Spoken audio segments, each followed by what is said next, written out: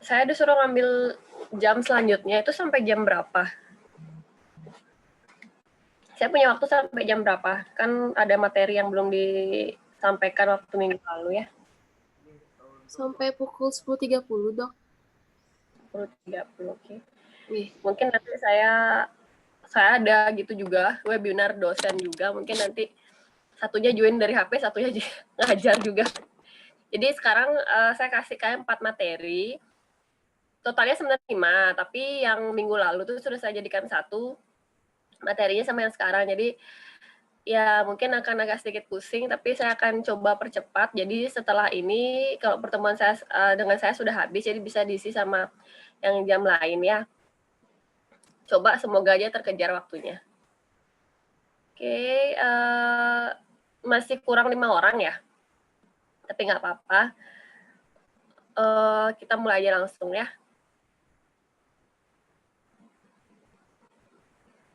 Oke, yang mana dulu nih, ada banyak saya buka. Ini deh pengantar dulu.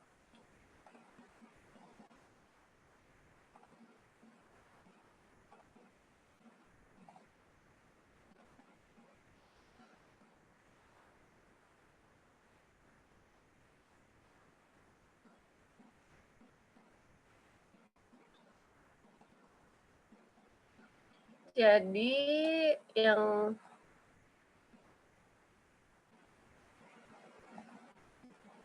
ini yang pengantar kesehatan ini, kalau ini materi yang untuk pengajaran selanjutnya, tapi kita akan pelajari semuanya aja secara singkat karena sebenarnya materinya saling berhubungan.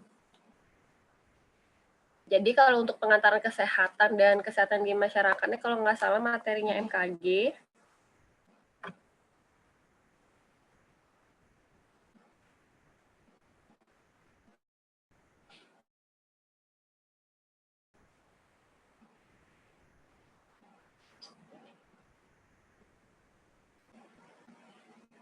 Oh, ini materinya EPID nih.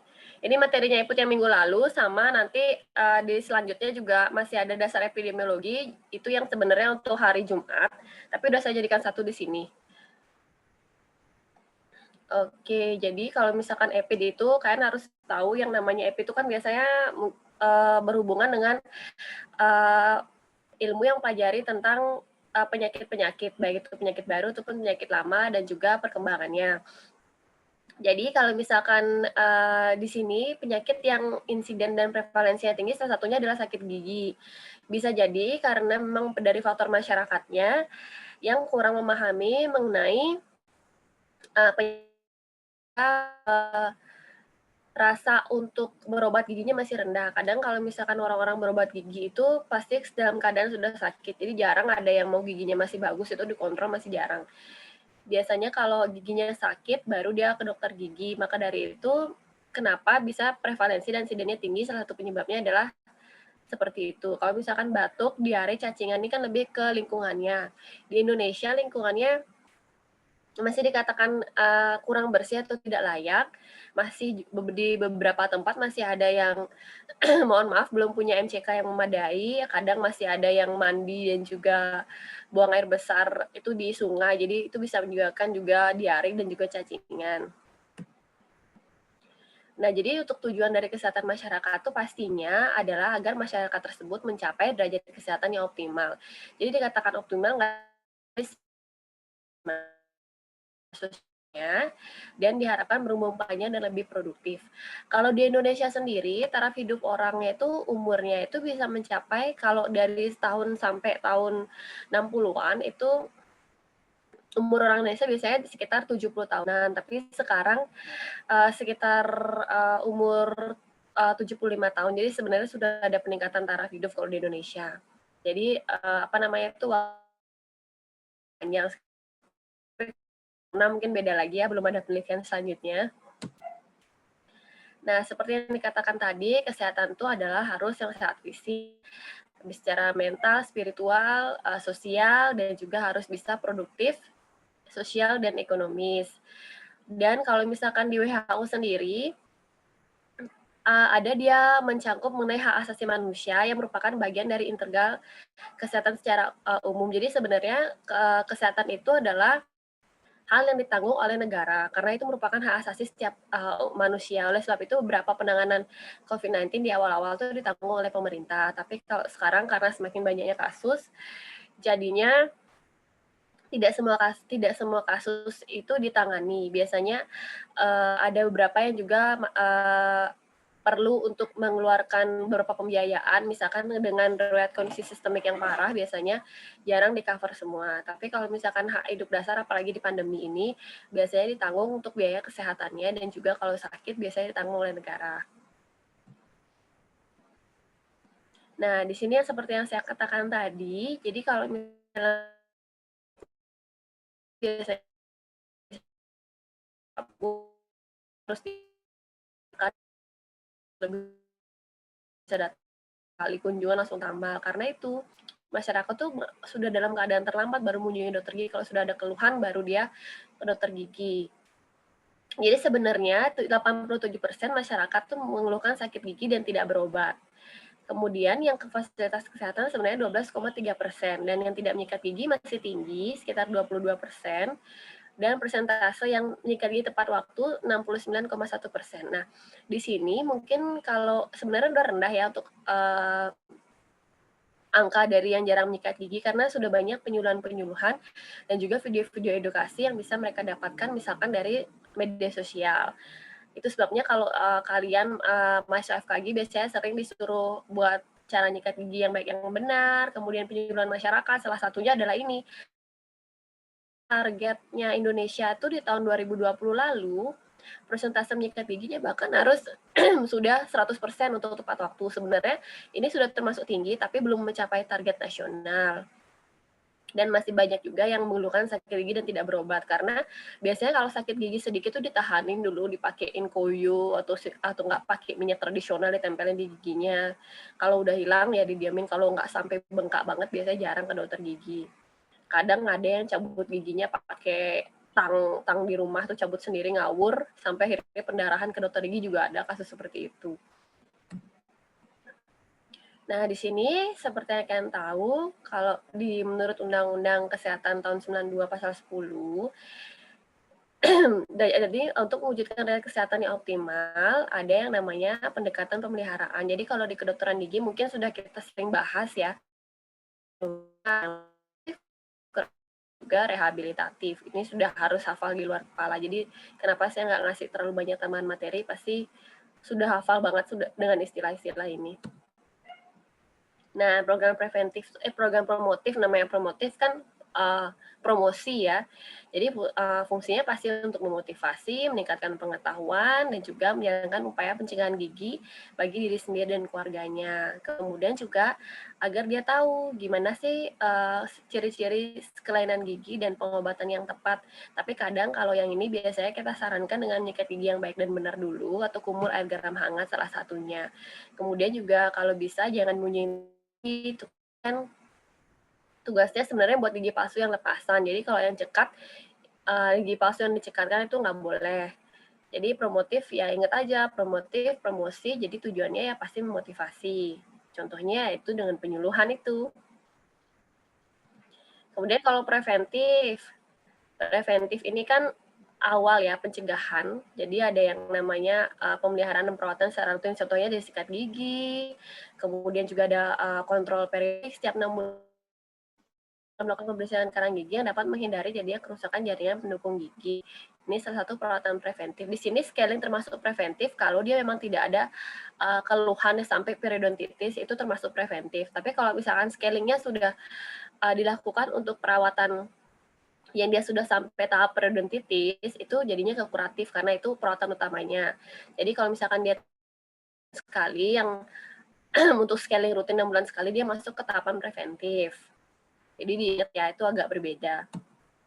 Nah, di sini kalau kuratif sudah mulai dia untuk mengobati dan memperbaiki.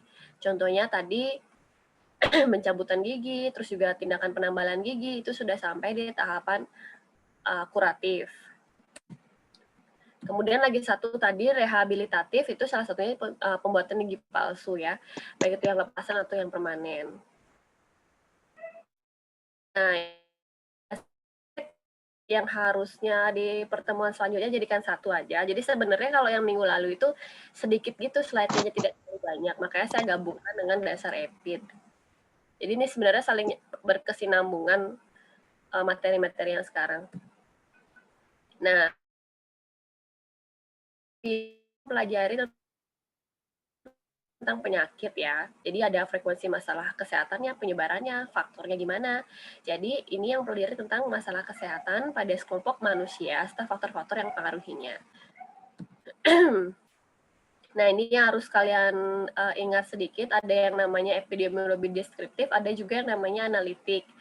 Jadi kalau misalkan yang deskriptif itu biasanya kalian lihat di sini frekuensinya dia menemukan masalah dan mengukur masalah.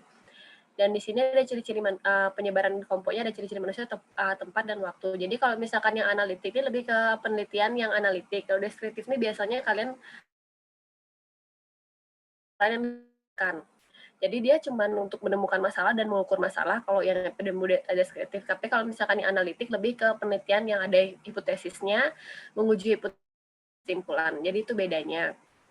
Jadi kalau misalkan contoh soalnya yang dia ada hipotesisnya, menguji hipotesis, itu termasuk epidemiologi analitik ya, yang ada penelitiannya. Kemudian kalau yang deskriptif dia ya menjabarkan, misalkan ada penelitian tapi dia penelitiannya kualitatif atau yang bersifat menjabarkan. Itu maksudnya ke epidemiologi deskriptif. Tapi lagi-lagi epidemiologi ini selalu tentang yang namanya dan juga masalah kesehatan pada sekelompok orang atau penduduk. Jadi itu yang dipelajari. Nah, di sini studi yang dipelajari ada berupa fenomena dan juga ada yang berupa penduduk. Kalau fenomena seperti ini, status kesehatan, penyakit dan kematian, tingkah laku, dan determinan. Salah satu fenomena ini juga pandemi seperti sekarang, COVID-19, salah satunya masuk ke epidemiologi yang fenomena. Kalau yang penduduk biasanya cuma karakteristik kelompok, faktor risiko, dan juga keadaan lingkungan. Jadi kalau misalkan karakteristik kelompok itu misalkan kenapa kariesnya tinggi di salah satu desa? Mungkin karena penduduknya dia suka menginang. Nah, jadi itu kan masyarakatnya punya yang namanya tradisi menginang ya. Jadi itulah kenapa kariesnya kadang tinggi itu atau stay-nya banyak. Salah satunya itu. Jadi kan itu faktor karena kebiasaan penduduknya. Jadi kalau misalkan kayak yang fenomena itu salah satunya yang virus corona sekarang, berapa kematiannya, terus penyebabnya kira-kira apa. Jadi tidak ada hubungannya dengan dari segi basic penduduk itu tidak ada hubungannya, itu yang fenomena. Nah, Dok, izin bertanya, Dok. ya. Tadi yang di fenomena itu ada tingkah laku. Contohnya kayak gimana ya, Dok? Biar nggak bingung duduk sama fenomenanya. Terima Tingkah laku itu kasih. lebih ke satu orang, misalnya kenapa sih kariesnya tinggi karena berapa orang itu kan nyikat giginya salah, kan tidak semua penduduk yang menyikat giginya salah seperti itu. Terus Oh juga iya, tingkah laku tuh misalkan kayak tadi ya, misalkan apalagi tadi ya kalau yang berhubungan sama gigi ya. Intinya kalau yang penduduk itu seluruh penduduknya harus punya kebiasaan yang sama. Kalau yang tingkah laku ini lebih ke perorangannya. oh iya, Kayak terima kasih, Dok. kayak yang di Bali itu kan ada satu desa yang memang menginang semua. Itu kan pasti dia penyakitnya karena salah satunya karena kebiasaan dan tradisi penduduknya itu. Itu. Jadi kalau misalkan tingkah laku ya ini lebih ke satu orangnya. Oke, jadi di sini ini ingat ini kalau penduduk tuh pasti dalam kelompok. Kalau yang fenomena lebih ke status kesehatannya, tingkah laku orang tersebut, jadi bukan penduduknya. Oke. Ya, baik, Dok. Terima kasih. Jadi sekali lagi fungsi dari epidemiologi itu adalah menerangkan besarnya masalah kesehatan, terus kemudian juga menyiapkan data dan mengidentifikasi faktor yang menjadi penyebab masalah. Jadi sebenarnya kalau orang epidemiologi sekarang di masa pandemi COVID nih, dia yang turun ke lapangan mengumpulkan data. Jadi mungkin kalau misalkan kalian lihat Satgas COVID itu yang punya data banyak tuh biasanya orang epidemiologi. Dia harus turun ke lapangan mencatat ke rumah sakit melihat kasusnya kematiannya berapa. Jadi itu ciri-ciri orang epidemiologi. Jadi epidemiologi ini orang-orangnya sebenarnya adalah orang-orang yang harus terjun langsung ke lapangan untuk mencari data, terus juga mencari tahu penyebabnya apa. dan juga nanti harus menyiapkan solusinya juga. Nah, jadi tadi itu adalah fungsinya, sekarang manfaatnya. Untuk mendiagnosa, merencanakan, memantau. Jadi sebenarnya hampir-hampir mirip ya. Targetnya seperti yang dikatakan tadi, masyarakat atau populasi, kemudian juga bisa jadi secara geografis dalam jangka waktu tertentu, misalkan pasien di rumah sakit atau pekerja pabrik, tergantung nanti target yang kalian cari. Kalau misalkan ingin melakukan penelitian epidemiologi sesuai dengan jenis usia, grup, jadi tergantung lagi, kembali lagi ke penelitian yang ingin kalian lakukan. Jadi struktur populasinya bervariasi antara geographic area dan periode waktu tertentu. Jadi kalau misalkan penelitian epidemiologi itu nggak harus penelitiannya sekarang. Jadi kalau misalkan mau meneliti yang ke belakang, itu bisa juga namanya penelitian epidemiologi retrospektif kalau misalkan ke belakang. Jadi kayak misalkan penyakit-penyakit yang lama itu tentang TBC. Kenapa sih TBC itu misalkan di satu tempat tuh masih banyak? Kenapa TBC itu masih ada sampai sekarang? Jadi kalian misalkan penelitiannya ke belakang, mencari data-data yang ada di dahulu, kalian olah lagi, itu namanya epidemiologi retrospektif. Kalau sekarang ke depan, misalkan virus corona ini kan penyakit baru kan, mencari tahu ke depan kira-kira gimana, apakah tambah berkembang, apakah sudah ada solusinya atau belum, jadi berpikirannya ke depan, itu namanya epidemiologi, penelitiannya prospektif, jadi itu bedanya. Jadi dia sebenarnya epidemiologi ini yang penting populasi aja dan juga tentang penyakit. Itu maksudnya karena epidemiologi. Jadi kalau misalkan populasi, kalau rumah sakit, misalkan kalian mencari tahu penyebab tingginya kematian oleh karena corona di rumah sakit A. Jadi populasinya di rumah sakit itu bisa. Jadi tidak selalu harus desa, harus negara, jadi bisa targetnya. Tapi yang sih, misalkan populasinya juga ibu hamil juga bisa. Itu berdasarkan jenis kelamin. Misalkan ibu hamil di Indonesia, kenapa tingkat kegugurannya misalkan tinggi atau tingkat anemianya tinggi. Jadi tapi dia populasinya itu ya ibu hamil. Jadi populasinya nggak selalu kan pikir desa, itu nggak selalu. Jadi kalau misalkan ada sekelompok orang yang punya kebiasaan yang sama, hal identik, itu bisa masuk ke dalam yang namanya populasi. Objeknya ini jadi tentunya adalah penyakit dalam populasi. Jadi sebenarnya ini ulang-ulang aja, nanti kalian baca aja. Nah, jadi ini teorinya. Jadi awalnya seperti yang awal pertama kali pertemuan kita. Iya, ada yang mau tanya? Oke, lanjut ya. Jadi seperti yang awal-awal pertemuan kita, hampir semua penyakit itu dikatakan karena makhluk halus, karena kemurkaan Tuhan, baru setelah ada Hippocrates atau bapak kedokteran, baru ada teori, jadi karena gangguan cairan tubuh, berdasar dari alam, cuaca. Kemudian ada lagi teori humoral dan mistik. Terakhirnya ada yang namanya teori epidemik. Jadi karena suatu zat organik di lingkungan sebagai pembawa penyakit. Kemudian ada germ oleh kuman, ada ekologi lingkungan karena manusia berinteraksi dengan penyebab penyakit, dan juga ada multikausa. Jadi kalau penyakit itu bisa jadi karena dari berbagai faktor. Ini kayaknya udah dulu ya, dari awalnya dari Yunani. Yang penyakit itu kayaknya di materi sebelumnya sudah saya jelaskan. Jadi di sini untuk mengobati penyakit dan pembedahan kuratif. Kalau misalkan hidup seimbang menggunakan upaya alamiah, jadi dia pencegahan, itu masuknya ke preventif. Oke, nah ini kesehatan gigi masyarakat. Jadi menurut Kemenkes, jadi upaya kesehatan itu adalah setiap kegiatan atau serangkaian kegiatan yang dilakukan secara terpadu, terintegrasi dan berkesinambungan untuk memelihara dan meningkatkan derajat kesehatan masyarakat.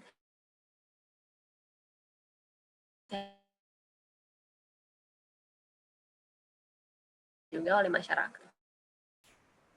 Jadi masyarakat itu adalah kelompok manusia yang bekerja sama sehingga dapat mengorganisir dirinya dan berpikir tentang dirinya sosial dengan tertentu. Kalau pelayanan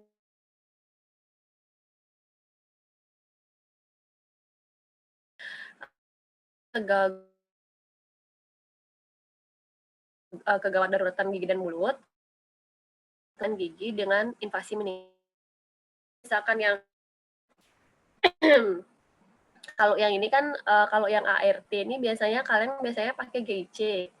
Jadi misalkan kalian ada lihat karies yang misalnya dia bersih ya, jadi nggak banyak item-itemnya, atau kalian berpikir itu ada dentin sekunder, kan bersihin aja dulu pakai eksavator, langsung kan taruh GIC-nya pakai tangan, jadi nggak pakai banyak alat. Itu namanya ART, automatic restorative treatment. Jadi gimana cara kalian kerja tanpa bur? Biasanya ini kalian gunakan nanti saat bakso turun langsung ke, jadi setelah GIC-nya diaduk, kalian letakkan bisa dengan tangan sendiri kan pakai lebih aplikasi, kalian bentuk sudah selesai. Jadi tanpa perlu banyak alat, tanpa perlu bur.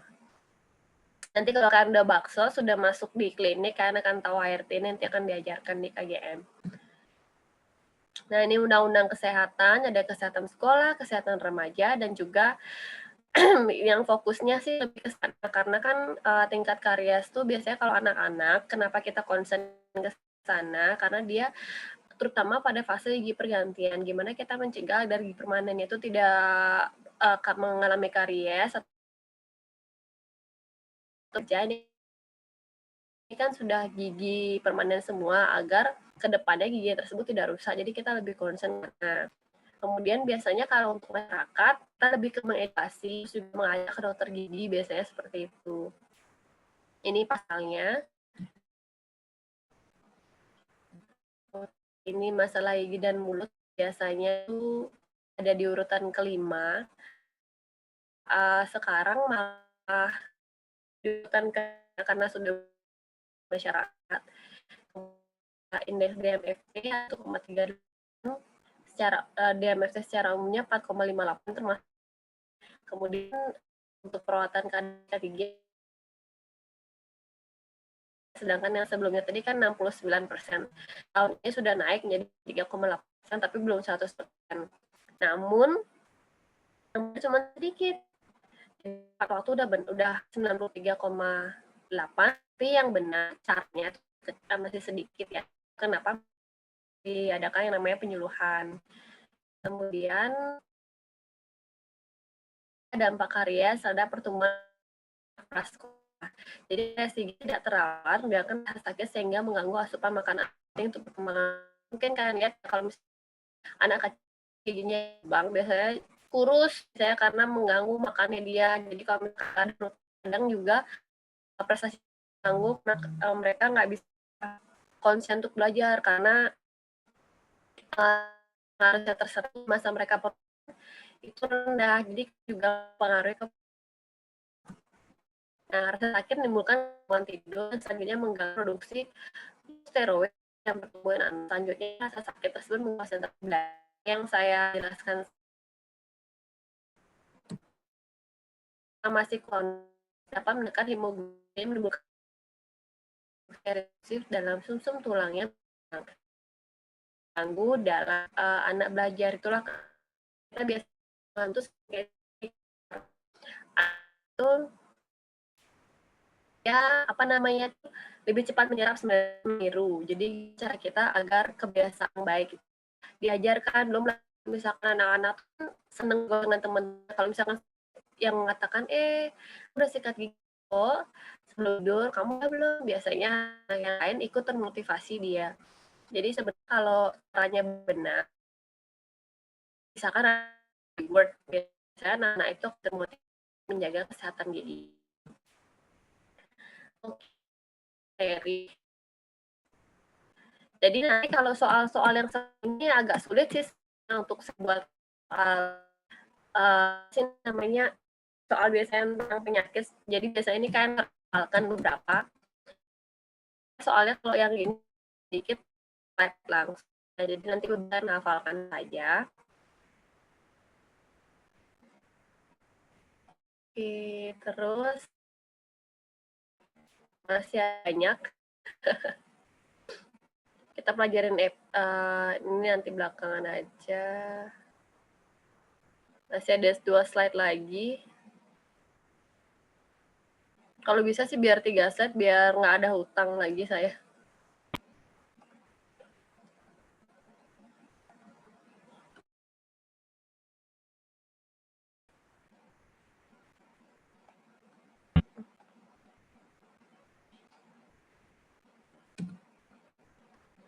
Oke, dasar dan fungsi manajemen.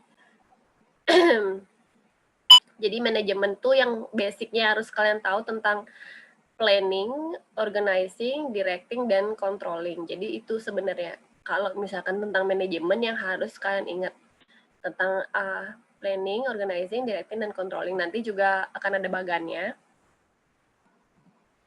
Manajemen itu adalah seni melaksanakan dan mengatur, serta menyelesaikan pekerjaan melalui orang lain. Jadi intinya kalau manajer itu yang bertugas mengatur dan mengarahkan orang lain untuk mencapai tujuan organisasi. Jadi kalau sebenarnya manajemen itu yang melaksanakan dan mengatur, orangnya siapa? Yang manajernya. Jadi kalau manajer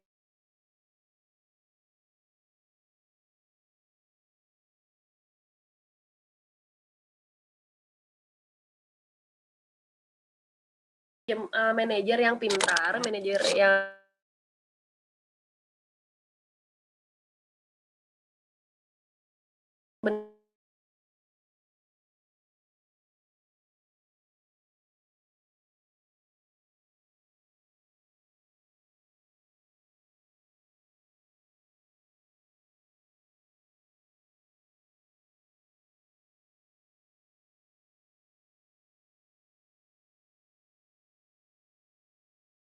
minimumkan hasil. Misalkan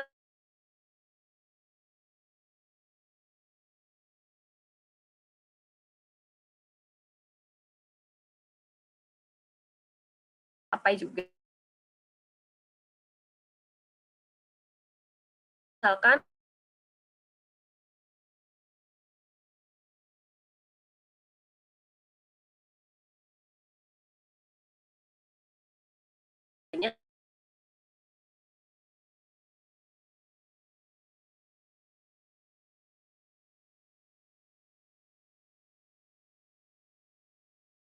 kan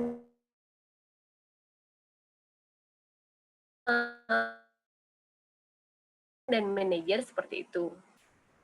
Gimana caranya agar tujuannya tercapai tapi menekan misalkan pembiayaannya biar tidak tinggi, biar tidak melambung tinggi. Jadi dari segi apanya nanti dia olah, dia kurangi, ininya ditambah, tapi tujuan tetap tercapai. Dan bahkan kalau manajer yang bagus, dia tujuannya awalnya dia mendapatkan benefit segini, tapi ternyata setelah dilaksanakan benefitnya menjadi 2 kali lipat. Itu salah satu manajer yang baik. Nah, seperti tadi ada perencanaan ke planning. Jadi pemilihan dulu penentuan tujuan organisasi, penyusunan strategi, kebijakan. Kemudian ada organizing dulu, ada yang namanya penentuan sumber dayanya, orang-orangnya. Baru penyusunannya atau staffing. Jadi setelah dapat orangnya baru kalian taruh maunya di bagian mana. Kemudian ada pengarahan atau directing, memotivasi, komunikasi kepemimpinan, dan juga ada pengawasan atau controlling. Jadi kalian mau buat RSGM. Yang pertama kan harus tahu RSGM-nya ini mau dalam bentuk apa. Misalkan RSGM gigi dan mulut, tujuannya apa? Misalkan untuk meningkatkan derajat kesehatan masyarakat di Provinsi Bali misalkan. Kemudian kan harus cari dulu organisasinya, kan harus ada direkturnya, ada wakil direkturnya, ada staffnya, terus ada CC-nya yang banyak. Kalian tentukan dulu orang-orangnya siapa, baru kan staffnya, siapa direkturnya, kemudian siapa wakil direkturnya, misalkan bagian si obat-obatan apa, koordinatornya siapa, kemudian ada si pengabdian masyarakat ada di sana. Jadi kan harus yang pertama kali itu pasti direncanakan dulu. Nah, setelah kan dapat orang-orangnya, kan bagi berdasarkan strukturnya, kan sudah punya bagian struktur, baru kan arahkan dia tugas-tugasnya apa, motivasi dia agar targetnya tercapai. Yang terakhir baru pengawasan, apakah memang sudah benar mereka bekerja sesuai dengan arahan kalian, apakah target-targetnya sudah tercapai atau belum. Jadi seperti itu. Nah, ini bagannya seperti ini. Jadi sebenarnya manajemen itu dikelilingi oleh yang tadi. Jadi planning, organizing, leading, kepemimpinan sendiri, juga controlling. Tujuannya apa? Untuk efektif dan efisien. Inputnya ada tenaga kerja, keuangan, fisik, dan informasi. Jadi kalau misalkan menjalankan manajemen, tidak mungkin tidak ada tenaga kerjanya. Pasti harus ada tenaga kerjanya. Harus juga ada keuangannya, karena kalau nggak ada uang ya pasti nggak jalan. Fisik, misalkan bangunannya harus ada, tempatnya harus ada, di mana manajemen itu harus dijalankan. Kemudian terakhir adalah informasi, keterbukaan informasi dari berbagai faktor. Misalkan kalian mau buat A, kira-kira masyarakat suka nggak dengan produk A, atau nggak masyarakat memerlukan nggak produk A, jadi seperti itu. Jadi harus informasinya harus luas kalau misalkan kalian nanti di bidang manajemen. Jadi ini seperti yang tadi sama ya, jadi fungsi manajemen sekali lagi untuk menyelesaikan pekerjaan oleh orang lain, meliputi perencanaan, pengorganisasian, pengarahan, pengendalian sumber daya untuk mencapai tujuan. Jadi manajemen ini biasanya dipegang oleh manajer. Jadi manajer tuh pasti kasarnya menyuruh-nyuruh orang, kamu di sini, tapi sebenarnya manajer itu dia nanti kita akan lihat di belakang ya, bedanya manajer dengan orang-orang yang di bawahnya itu seperti apa, nanti ada bagian di belakang. Kalau seorang manajer atau manajemen seperti tadi harus mengerti planning, organizing,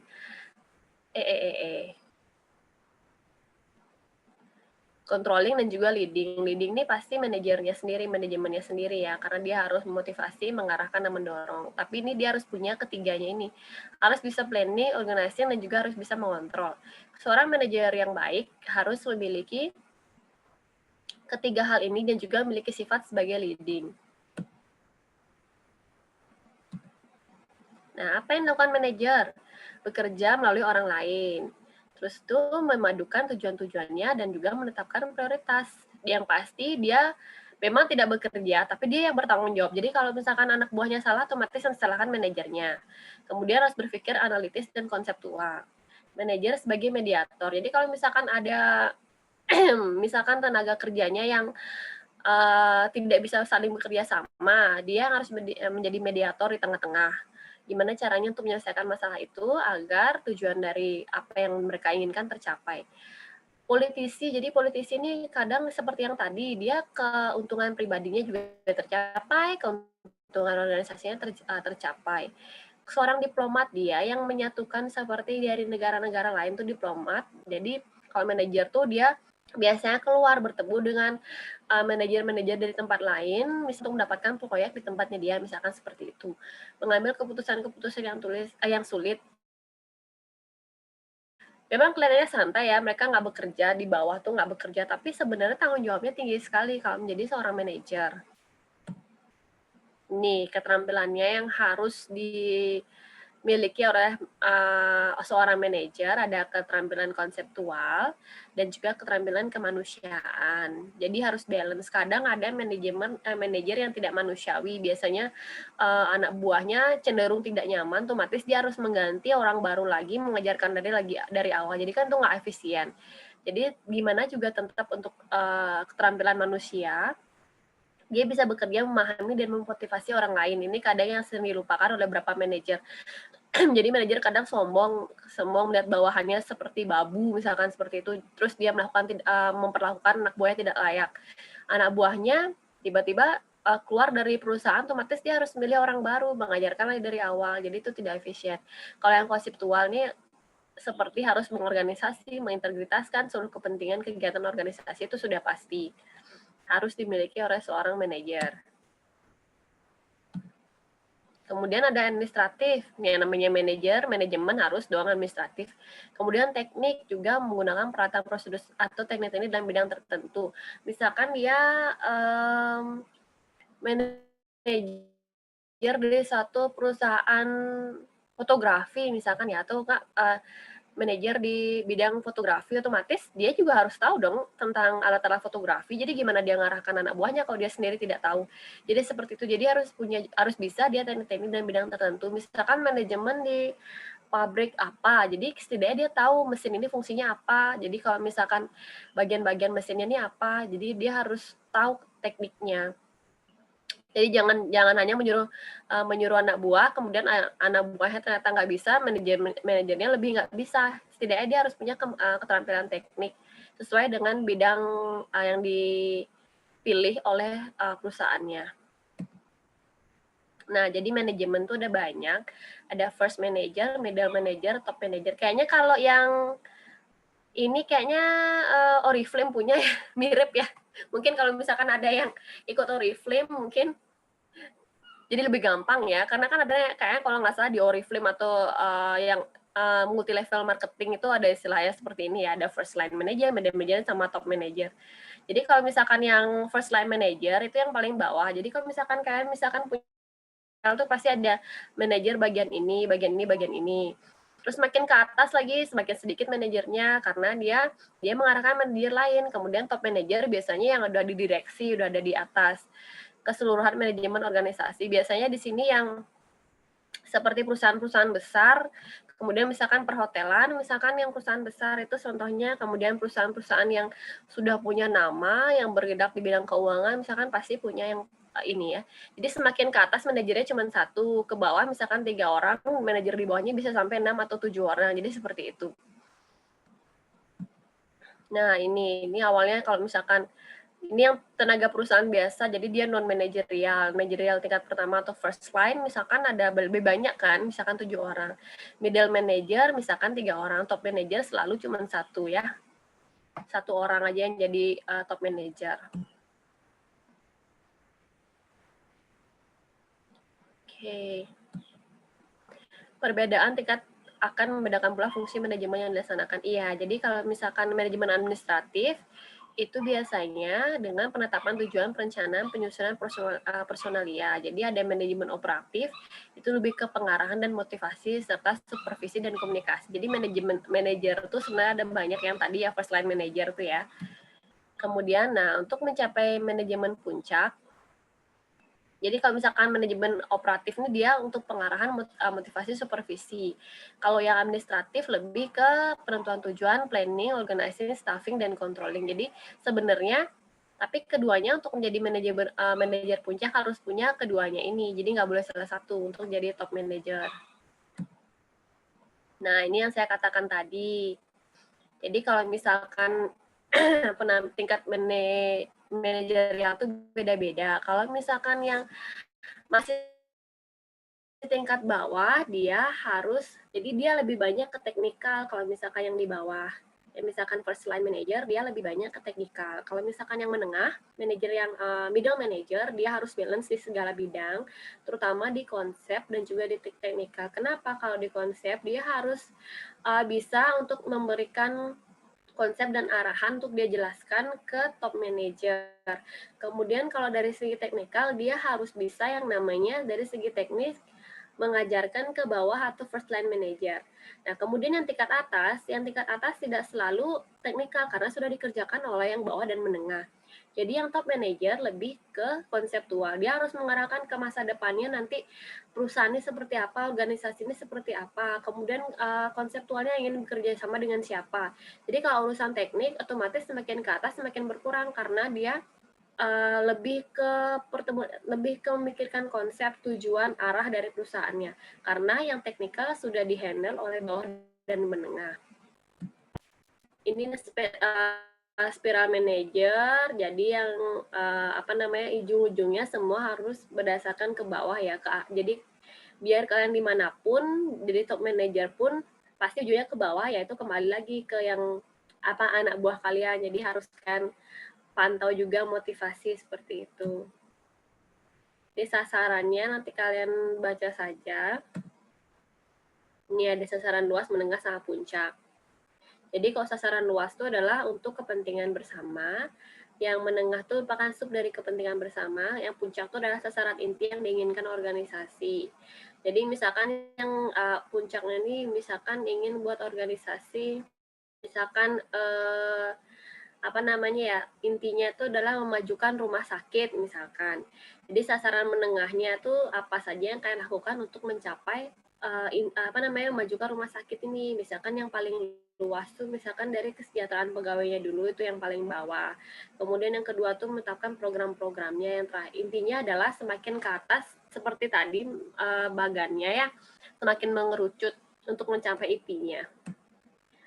Oke, ini sudah 2, tinggal 2 lagi. Tunggu sebentar, saya lihat dulu. Saya udah mulai belum rapat nih, biar bisa join juga.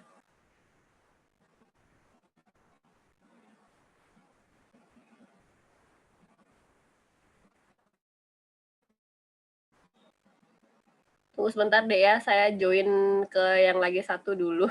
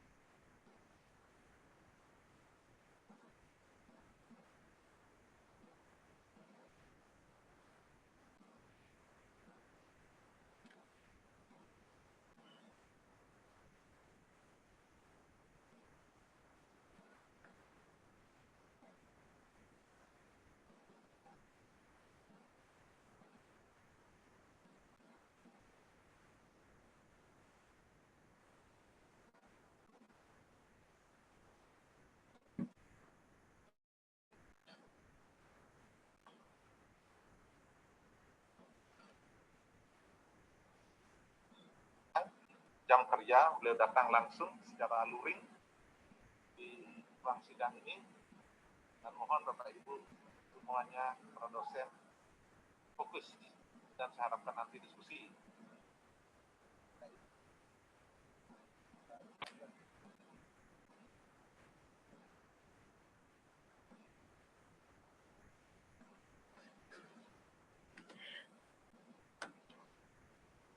Oke, jadi harus multifungsi ya. Satunya ngajar, satunya ikut webinar dosen.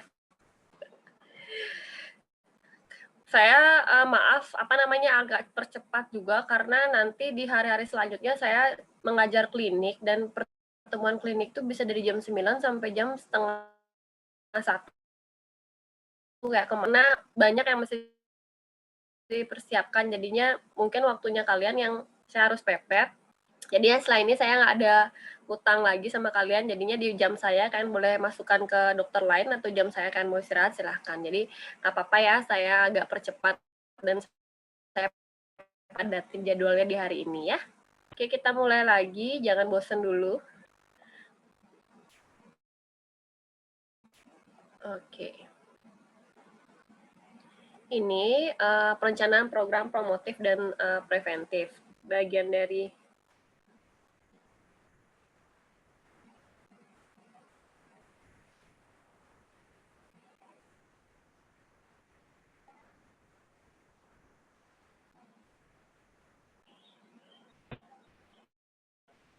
bagian dari materi MKG juga ya, seperti yang di awal tadi.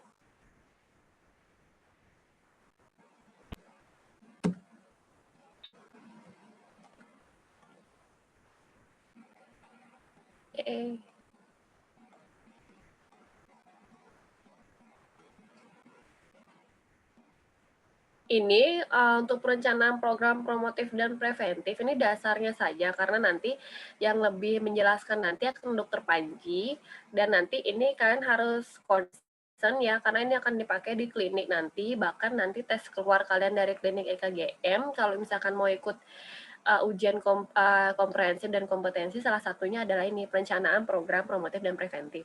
Tapi saya kasih dasarnya aja, karena nanti biasanya yang akan ngasih banyak tuh adalah Dokter Panji. Jadi kita akan fokus ke dasar-dasarnya dulu. Jadi pertama tentang perencanaan kesehatan. Jadi menggunakan sumber daya secara efisien, efektif, rasional untuk mencapai tujuan organisasi yang telah ditetapkan sebelumnya. Seperti yang tadi ya, tujuan dari manajemennya seperti apa. Nah, ini sudah tadi kita jelaskan. Nah, jadi kalau misalkan kalian mau kalian misalkan mau membuat yang namanya perencanaan program, ini ada beberapa yang kalian harus ketahui. Ini akan keluar di soal ujian ya, yang nanti akan saya buat. Harus kalian tahu yang namanya analisis situasi. Biasanya menggunakan fishbone, nanti akan ada gambarnya di belakang. Karena di sini adalah bisa dipakai untuk analisa kebutuhan, penyebab masalah, dan juga analisis kemampuan. Kemudian menyusun skala prioritas dengan Carl. Nanti kalian akan diajarkan scoring-scoringnya seperti apa untuk mengetahui skala prioritas. Jadi kalian tahu yang mana dulu sih yang kalian utamakan, yang mana bisa belakangan. Jadi biasanya untuk gunakan metode Carl. Kemudian menentukan alternatif penyelesaian masalah biasanya dengan FGD. FGD ini adalah fokus group discussion. Jadi kan saling berdiskusi satu sama lain, jadi kalian akan tahu prioritas alternatifnya apa, penyelesaiannya seperti apa. Jadi ini lebih ke kalian diskusi internal seperti itu. Menentukan tujuannya juga dengan FGD. Kemudian penyusunan POA ini yang paling penting. Ini akan di klinik pun kalian akan diberi tugas untuk penyusunan POA. Di sini dengan cara lokakarya itu perencanaan kegiatan, penjadwalan, dan penganggaran. Kalau POA ini lengkap ya. Jadi kalau misalkan kalian sudah tahu analisis situasinya seperti apa, kalian merencanakan kan harus tahu POA itu isinya adalah kasusnya apa, gimana perencanaannya, pengeluarannya berapa, anggarannya. Jadi semua lengkap di POA itu nanti. Jadi poinnya, kalau misalkan ingin membuat rencana kesehatan, pasti harus tahu penyebab masalahnya. Menyusun skala prioritas, menentukan alternatif pemecahan masalah, tujuan masalah, dan menyusun POA. Jadi nanti, kalau misalkan kalian sudah di klinik, kalian pasti akan memakai yang namanya fishbone tadi, Carl, kemudian juga FGD antara teman-teman kalian, satu angkatan ini, baru nanti terakhir menyusun POA. Nah, diagram tulang ikan biasanya di sini digunakan garis gambar, garis besar diagram tulang ikan, rumuskan masalahnya, tulis pernyataannya, faktor PO dan juga faktor utama dan faktor sekunder. Jadi seperti ini contohnya. Nah, di diagram tulang ikan yang selalu ada adalah money, material, man, machine, method. Jadi 5M ini harus ada di diagram tulang ikan. 5M ya, 5M money, material, terus man, method, dan machine. Man-nya ini adalah orang-orangnya. Man-nya ini adalah manusianya. Materialnya adalah ya materialnya. Money ini adalah keuangannya. Kemudian metodenya. Mesinnya ini misalkan ya mesinnya jadinya kayak alat-alatnya itu yang dipakai. Jadi contohnya seperti ini. Jadi rendahnya kunjungan RSGM, ada lingkungan geografi ya dan sosial budaya. Ini kan susah ngerubahnya ini ya. Kalau misalkan dalam manajemen kan susah yang namanya mengubah geografi dan sosial budaya ya. Misalkan masalahnya tuh di sini. Masalahnya adalah menjadi kepala dari ikannya. Masalah utamanya di sini. Rendahnya kunjungan RSGM misalkan atau contohnya adalah rendahnya kunjungan masyarakat ke klinik gigi misalkan atau enggak tingginya frekuensi karies, masalah utamanya selalu di sini, di kepala ikannya. Kemudian dari ini faktor lingkungannya di ekor ikannya, misalkan lingkungannya karena geografis sama sosial budaya lingkungannya. Kemudian yang pertama man-nya dulu. Misalkan kenapa sih kunjungan RSGM rendah? Misalkan keterampilan petugasnya rendah. Misalkan harusnya rumah sakit tuh punya SP-SP tertentu. Ternyata di rumah sakit ini nggak punya SP-SP-nya. Otomatis keterampilannya semua setara kan ya, tidak ada yang lebih. Jadi masyarakat tidak tertarik. Itu masuk ke man, keterampilan petugasnya rendah. Kemudian material, ternyata nggak ada obat yang seharusnya dimiliki oleh sebuah rumah sakit ternyata tidak ada. Uang, anggarannya terbatas. Gimana mau punya obat kalau anggarannya sedikit kan? Kalau uangnya sedikit gimana mau beli obat? Gimana kalau misalkan anggaran terbatas, otomatis susah nyari petugas yang keterampilannya baik. Jadi ini saling berhubungan satu sama lain ya, bisa dilihat. Terus ternyata metodenya yang salah di sini karena belum ada protap yang disiapkan di RSGM. Kemudian mesin, ternyata juga mesin-mesinnya, alat-alat yang dipakai di sini belum memadai. Jadi itulah kenapa kunjungan RSGM ini rendah. Jadi ingat, di sini masalah utamanya, di sini di ekornya itu lingkungan, dan harus ada kelima hal ini. Oke, nanti salah satunya nanti akan ada di soal ujian juga. Nah, yang kedua, setelah kalian tahu masalahnya dengan diagram tulang ikan, baru kan nyusun skala prioritas dengan metode Carl. Jadi scoringnya ada 1-5. 1 tuh sangat tidak menjadi masalah, 2 menjadi masalah, 3 cukup, 4 sangat menjadi masalah, 5 mutlak menjadi masalah. Jadi yang pertama, kalau misalkan kalian ingin menyusun namanya program perencanaan kesehatan, atau perencanaan apapun bisa dengan metode tulang ikan dulu. Jadi kalian harus tahu masalahnya apa. Setelah itu baru kalian menyusun skala prioritas agar kalian tahu yang mana yang terlebih dulu kalian kerjakan. Yang paling penting yang harus dikerjakan yang paling utama. Oke, ini ada Carl itu ada capability atau kemampuan, ada accessibility, keterjangkauan, ada readiness, kesiapan, juga leverage atau manfaat. Nah, ini poin pentingnya ini. Tadi skornya yang 4, yang 5 ini sangat menjadi masalah. Jadi kan isi skornya. Jadi kenapa tadi Rendahnya RSGM, misalkan dari mutu layanan RSGM belum ada protap dan sarananya tidak memadai. Ternyata di sini scoring yang paling tinggi itu adalah dari segi mutunya. Jadi sesuai dengan Carl yang tadi ya, sesuai dengan ini kemampuannya gimana, keterjangkauan, kesiapan, manfaat. Jadi kalian bisa scoring sendiri. Ini kan kalian misalkan ada di RSGM itu sendiri. Kalian yang bisa scoring, misalkan kalian adalah manajernya. Kalian scoring kira-kira yang mana sih yang paling tinggi, yang mana sih yang paling urgent. Nah, di sini skor yang paling tinggi adalah yang mutu layanan RSGM-nya rendah. Jadi yang harus kalian kerjakan bagaimana cara untuk meningkatkan mutu layanannya. Kemudian sarananya, setelah itu sarananya yang kalian tambah menjadi sarana yang lebih memadai. Yang terakhir yang tidak terlalu menjadi masalah atau di ranking ketiga belum ada protap. Jadi protap ini bisa terakhir kalian kerjakan karena ini skornya yang paling rendah.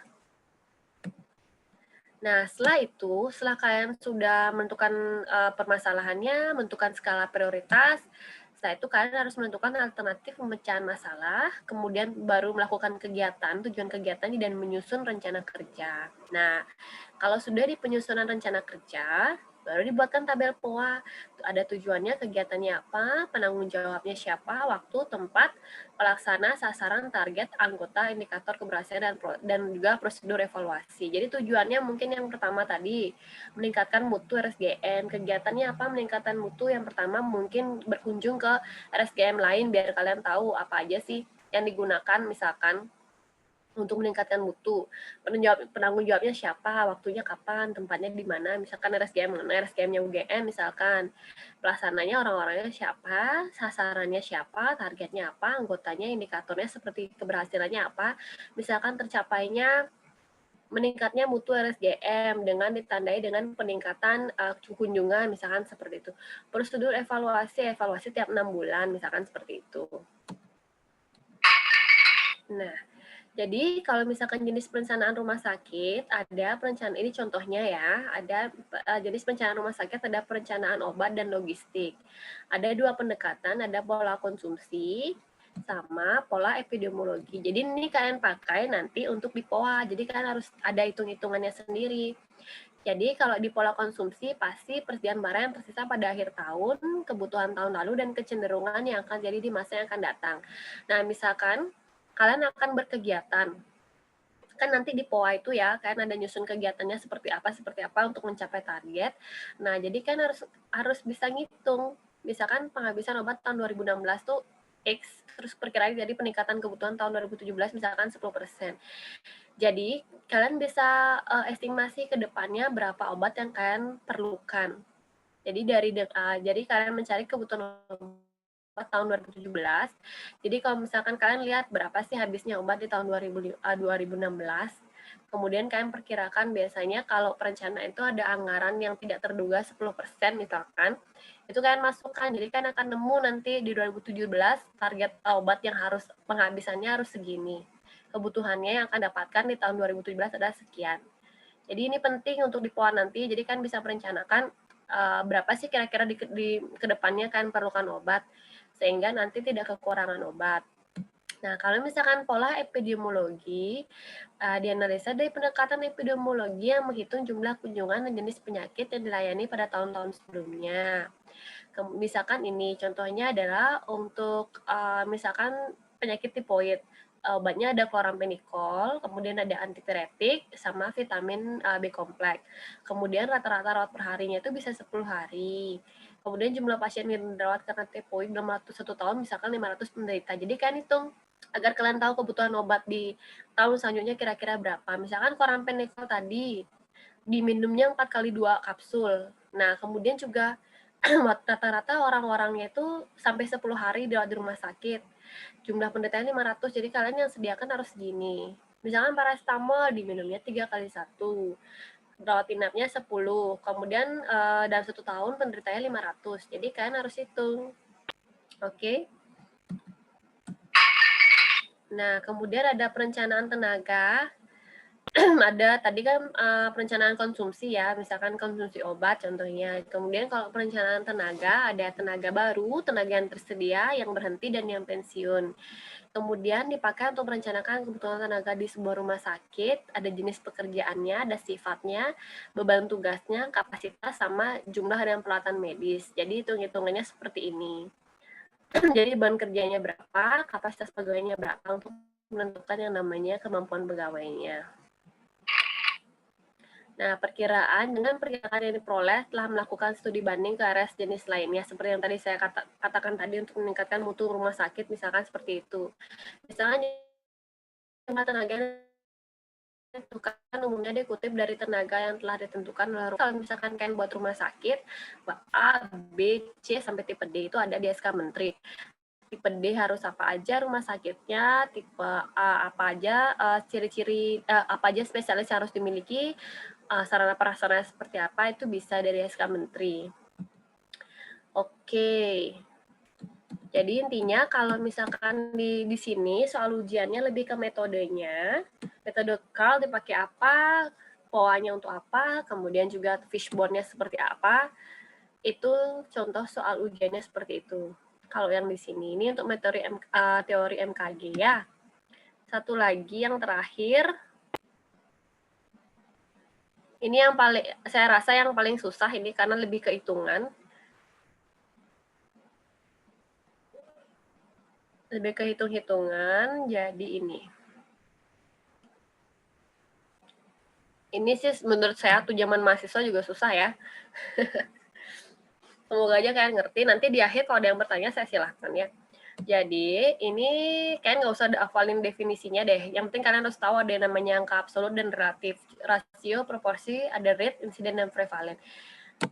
Jadi kalau misalkan angka absolut, jadi pembilang. Contohnya angka absolut itu adalah berdasarkan data Kemenkes RI, jumlah total kasus avian influenza di Indonesia sebesar 79 per Oktober 2011 dengan jumlah kematian sebesar 147 kasus.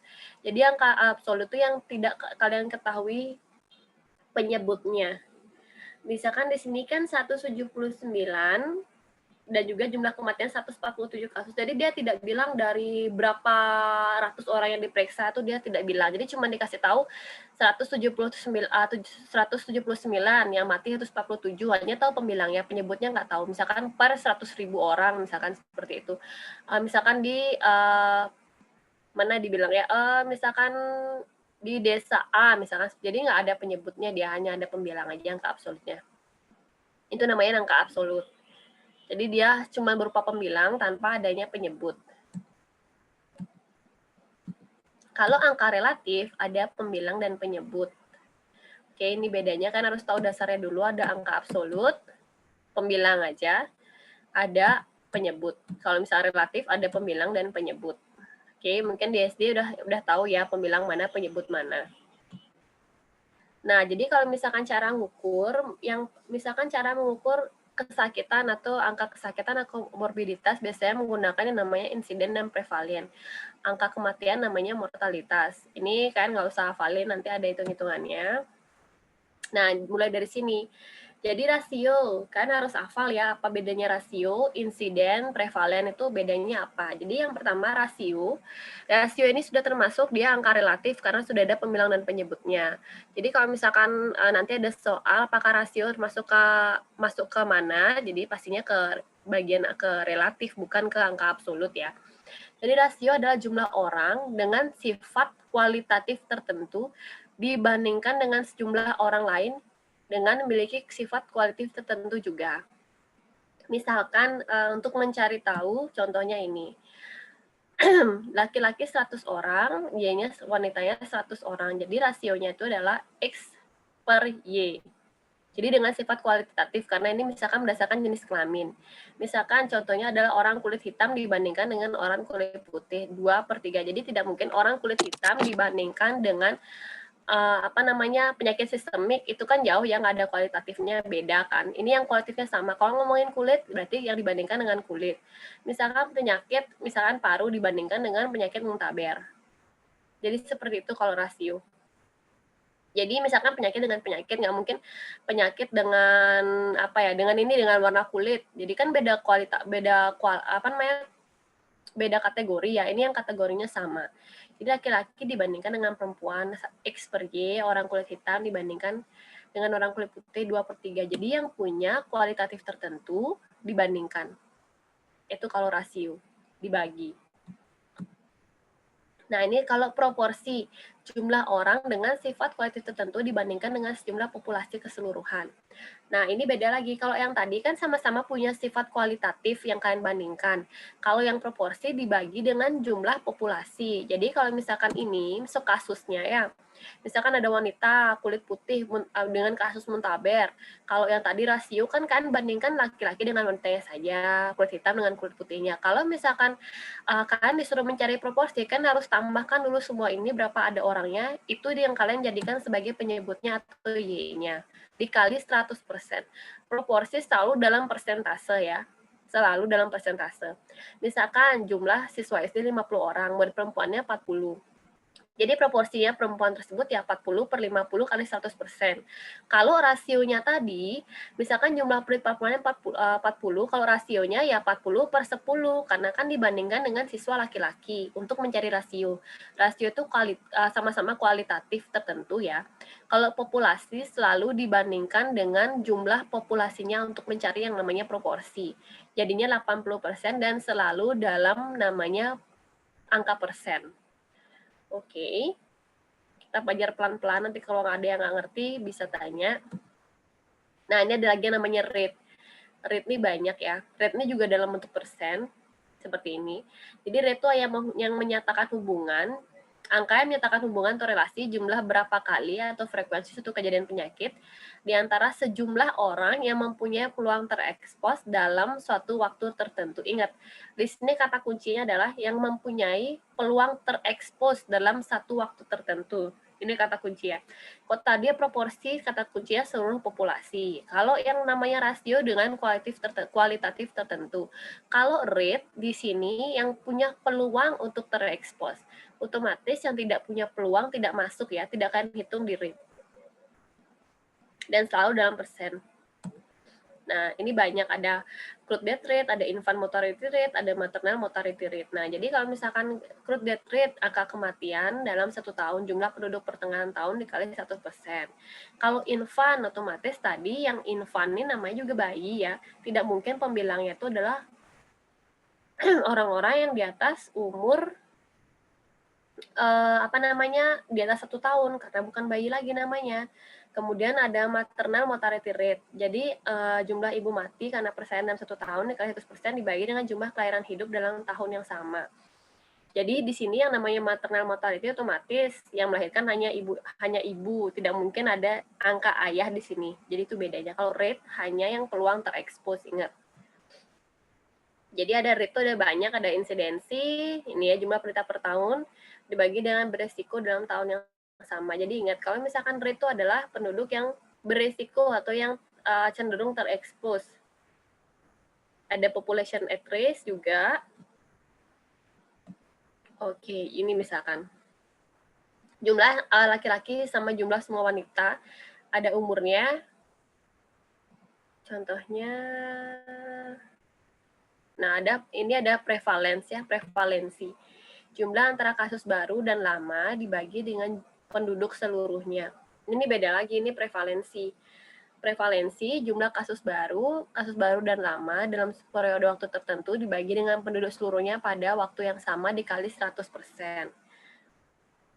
Jadi ingat bedanya sama proporsi, tadi proporsi keseluruhan penduduk, ini adalah seluruh penduduk pada waktu yang sama. Misalkan dalam jangka waktu 1 tahun, 2 tahun, 3 tahun, jadi tidak keseluruhan populasi. Nah, prevalence ini ada 2, ada poin prevalence sama period prevalence. Kalau poin prevalence, kasus baru ditambah kasus lama. Kalau yang poin prevalen, period prevalen, kasus baru, kasus lama, ditambah awal pengukurannya, dan juga kasus baru sepanjang waktu pengukuran. Jadi kalau misalkan poin prevalen, hanya pada satu titik waktu pengukuran. Kalau yang period prevalen, itu keseluruhan waktu pengukuran. Misalkan waktu pengukuran 1 tahun, 2 tahun, 3 tahun. Kalau yang poin prevalen misalkan diminta cuma setahun pertama. Kalau periode prevalen ketiga tahun tersebut kalian tambahkan. Nah, coba ini ya. Coba kalian cari periode prevalence-nya kira-kira berapa. Ada yang bisa? Periode poin prevalennya maksud saya, poin prevalennya kira-kira berapa? Jadi di sini jumlah kasusnya ada 10 orang kematian. Ini contohnya adalah dari penyakit kanker kulit. Jadi jumlah kasusnya ada 10. Total populasinya 500. Poin prevalennya ada berapa? Ini di tahun 74.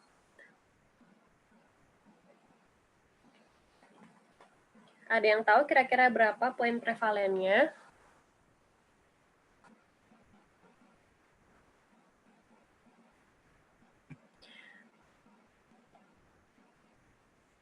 Oke, nanti kan kalau ada yang tahu silakan komen di bawah.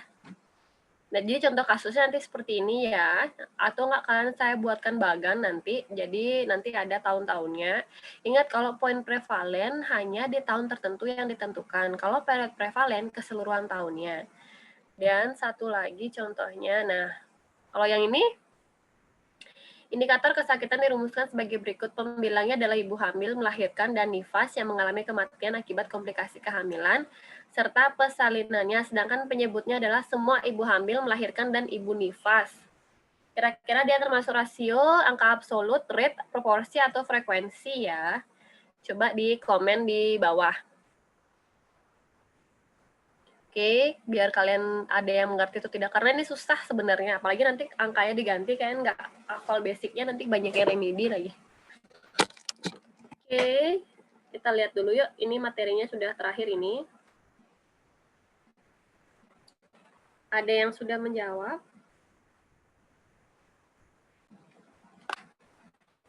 Ada yang sudah menjawab? Ada yang bilang rasio. Ada lagi? Rasio.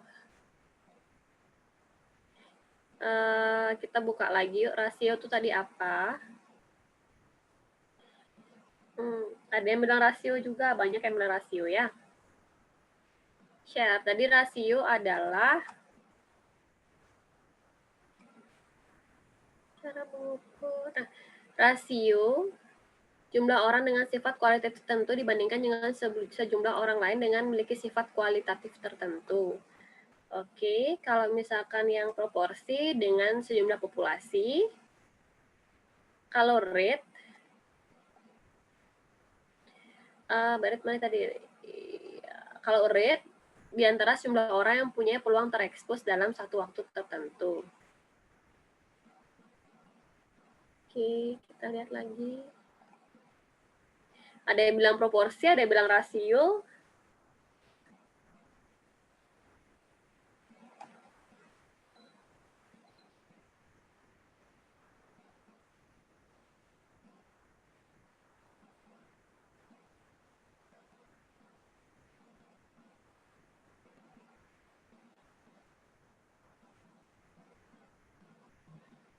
Oke, saya akan tanya. Banyak yang jawab rasio ya.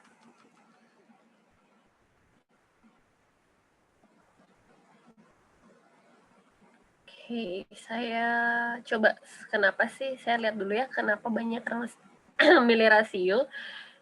Yang siapa ya yang saya tanya ya?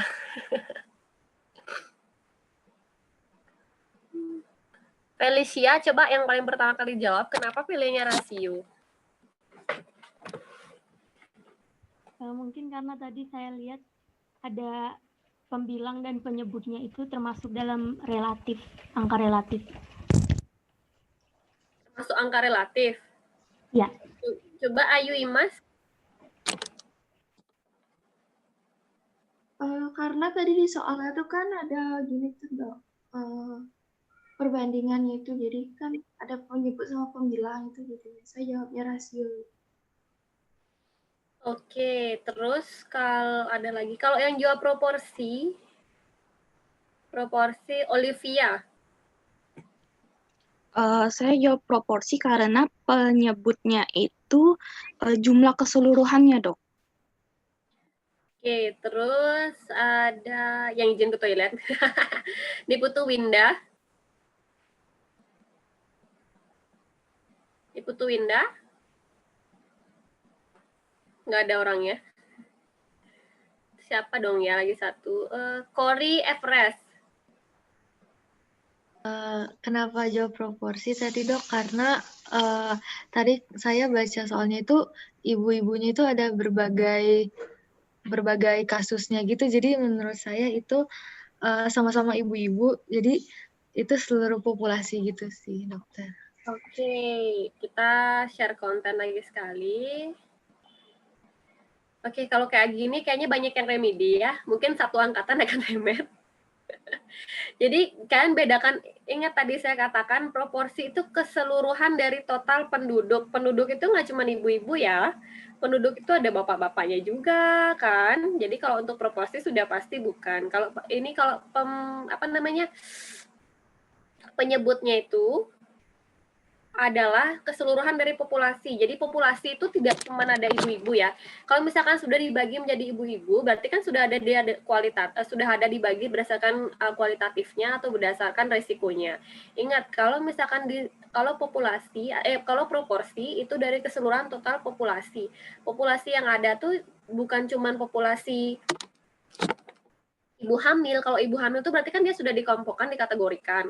Kalau yang namanya keseluruhan total populasi ya keseluruhan misalkan populasinya se-Indonesia, se-Bali, itu yang namanya total keseluruhan dari populasi, itu proporsi.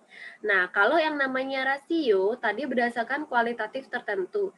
Di sini kan pembilangnya ibu hamil, melahirkan dan nifas yang mengalami kematian akibat komplikasi kehamilan serta persalinannya.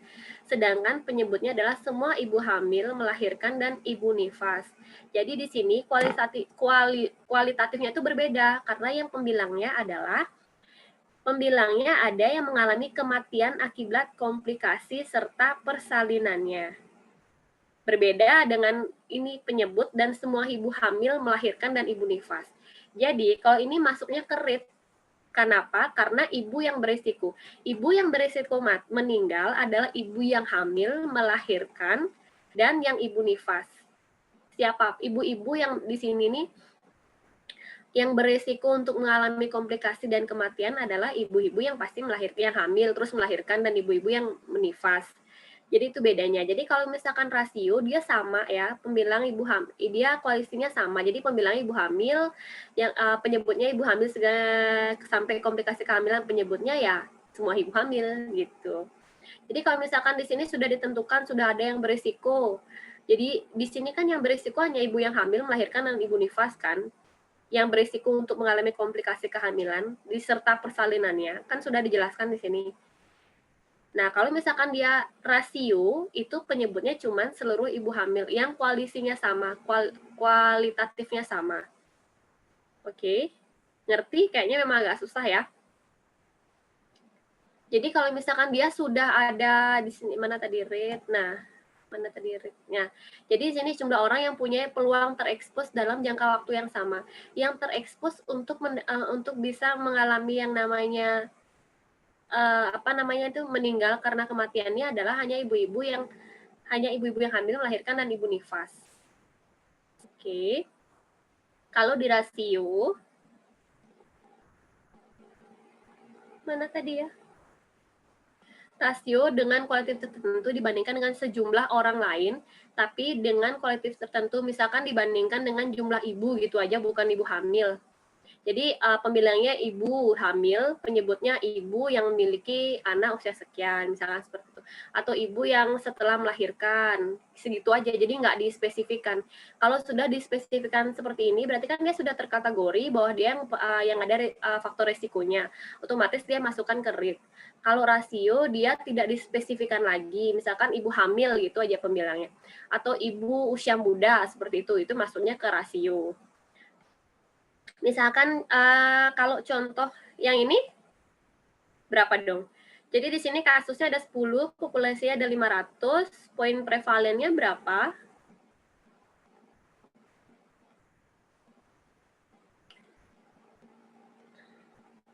Ada yang mau jawab?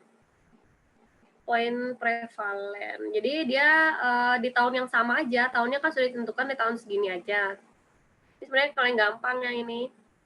1 titik waktu pengukuran. Mana sih? Iya. Dan ingat kalau yang namanya prevalen itu dikali 100% ya. Dan biasanya kalau yang namanya prevalensi itu 100.000 penduduk, misalkan seperti itu, 10.000 penduduk atau 1.000 penduduk, seperti itu misalkan.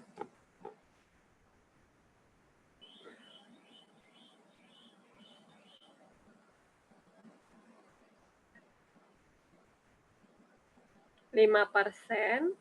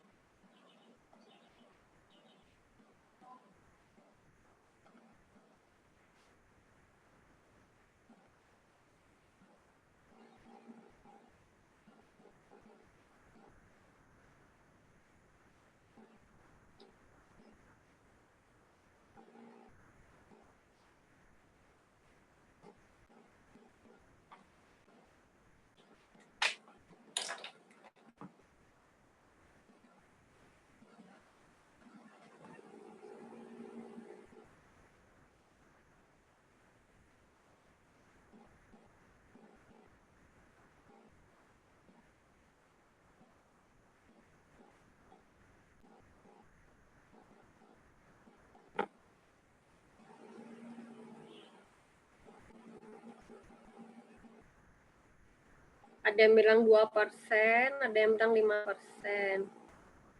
Oh, salah ya ini. 2%, oke.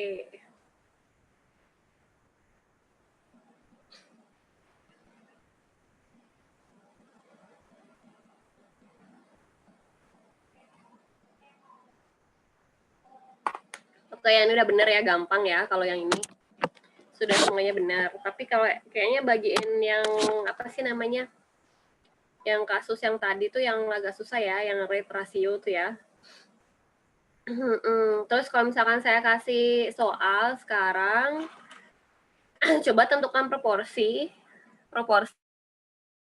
Jadi coba saya tulis di PowerPoint aja ya.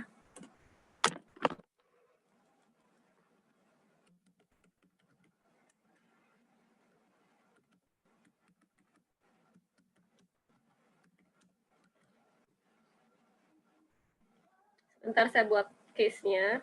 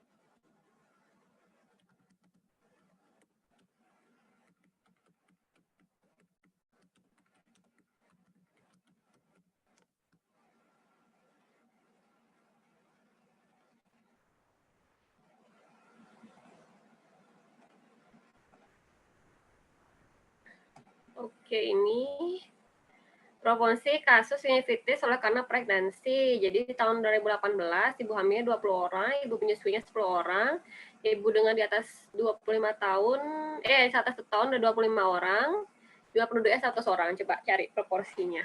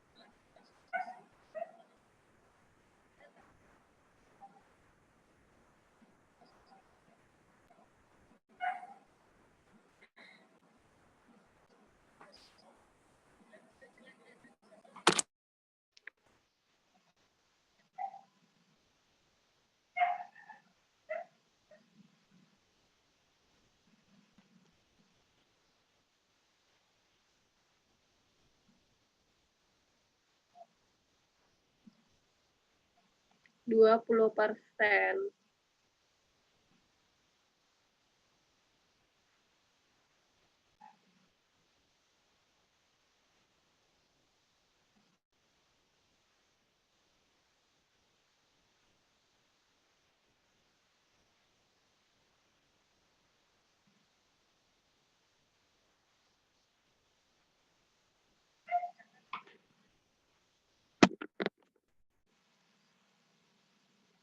Oke, coba Anugrah gimana?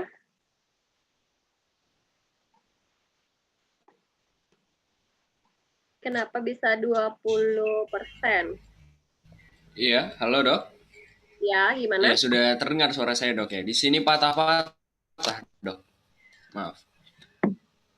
Iya, jadi tadi kan mungkin langsung ke dan di kasus yang ditanyakan kalau tidak salah tadi ada kata pregnancy, berarti kan hamil. Nah, jadi yang saya ambil sebagai pembilang cuman yang ibu hamil, dan ibu hamil di situ ada 20 orang. Terus penyebutnya?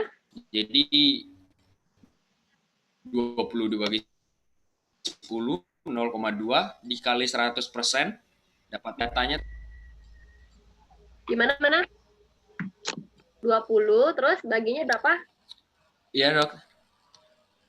Pembaginya 100, penyebutnya 100. 100 dari jumlah penduduknya berarti ya? Iya. Oke, udah benar berarti ya. Baik, terima kasih dokter. Jadi ingat kalau proporsi itu seluruh jumlah penduduk ya. Jadi kalau pregnancy tadi karena ibu hamil itu sudah benar. Terus kalau soal kayak lagi sebentar ya, lagi satu soal cukup nggak ya? Coba bisa nggak ya? Nah, kalau yang ini deh, kalau poin preval ini, terus kasus baru.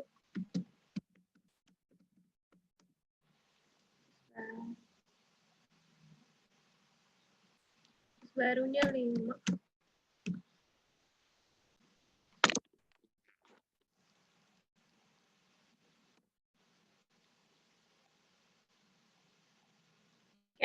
Kayak waktunya udah mau habis ya.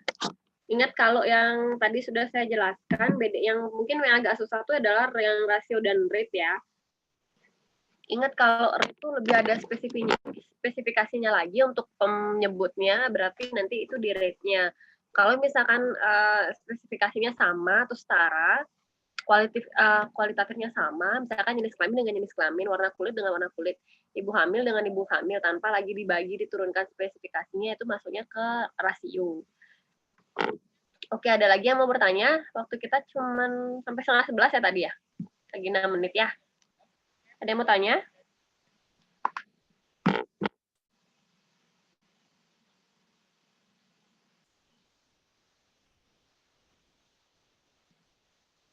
Oke, ingat ya, yang mana harus ada persennya, yang mana tidak ada persennya, kan harus ingat.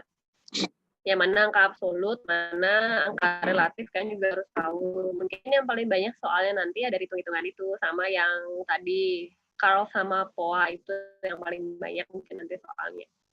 Ada lagi yang ingin bertanya?